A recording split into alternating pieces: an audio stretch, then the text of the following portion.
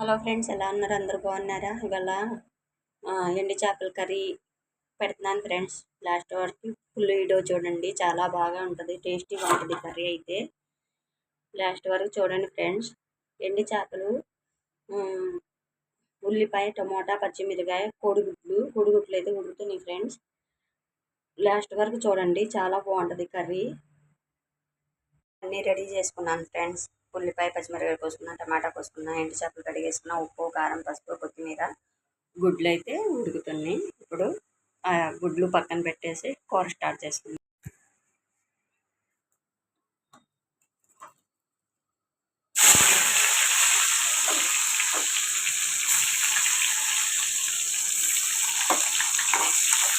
చేపలు అయితే వేపేస్తున్నాను ఫ్రెండ్స్. చూడండి, ఎండు చేప అయితే వేపేస్తున్నాను.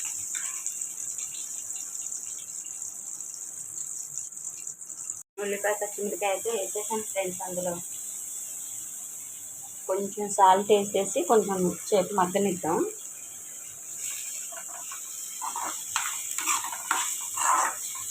ఎప్పుడైనా సరే చేపల్లో, ఎండు చేపల్లో కానీ, పచ్చి చేపల్లో కానీ, గోంగూరలో కానీ పచ్చిమిరకాయలు ఎక్కువ ఉండాలి ఫ్రెండ్స్.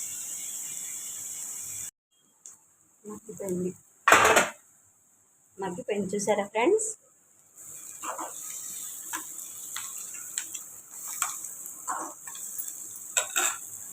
టమాటాలు వేసుకుందాం.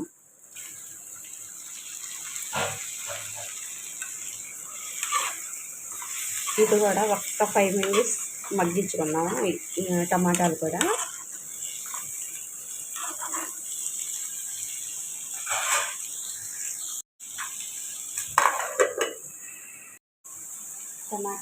అయితే చూడండి, టమాటాలు అయితే మగ్గిపోయినాయి. దీంట్లో ఎండి చేపలు వేపుకొని పెట్టుకున్నాం కదా, అవి వేసేస్తున్నాను.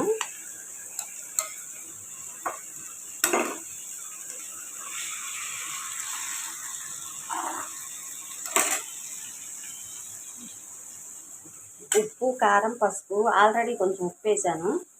అది సరిపడిపోతే చూసుకొని వేసుకుంటా. ఉప్పు, కారం, పసుపు.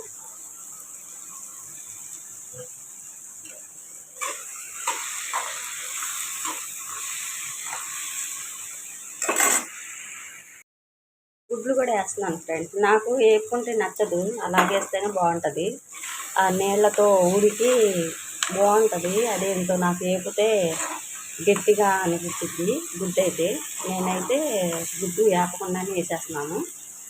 గుడ్డు వేపుకునే వాళ్ళు, ఇష్టపడే వాళ్ళు వేపుకోవచ్చు, కానీ ఇది తెలిసిన వాళ్ళకి కాదు. తెలిసిన వాళ్ళు చెక్ చేయొచ్చు. తెలియని వాళ్ళకి, కొత్తగా పెళ్ళైన వాళ్ళకి, బ్యాచిలర్స్కి, రూమ్లో హాస్టల్లో ఉంటారు కదా వాళ్ళకి ఫ్రెండ్స్ కొంచెం వాటర్ పోస్తున్నాను. వాటర్ కొంచెం వేస్తే చాలు ఫ్రెండ్స్, ఎక్కువ అక్కర్లేదు. ఎందుకంటే నూనెలోనే బాగా మగ్గింది కాబట్టి కొంచెం నీళ్ళు పోసుకుంటే, వాటర్ పోసుకుంటే చాలు. టేస్ట్ మాత్రం ఏదే లెవెల్లో ఉంటుంది ఫ్రెండ్స్. కొత్తిమీర లాస్ట్కి దింపుకునే ముందు కొత్తిమీర వేద్దాం ఫ్రెండ్స్. అది అన్నం కూడా అయిపోయింది, ఉడికింది. అన్నం కూడా మగ్గుతుంది చూడండి.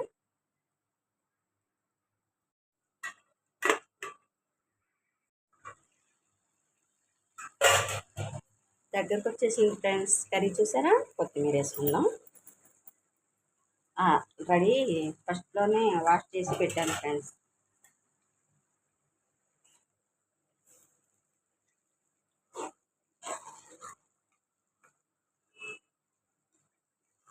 ఇంకొక 5 మినిట్స్ వండుకున్నాం.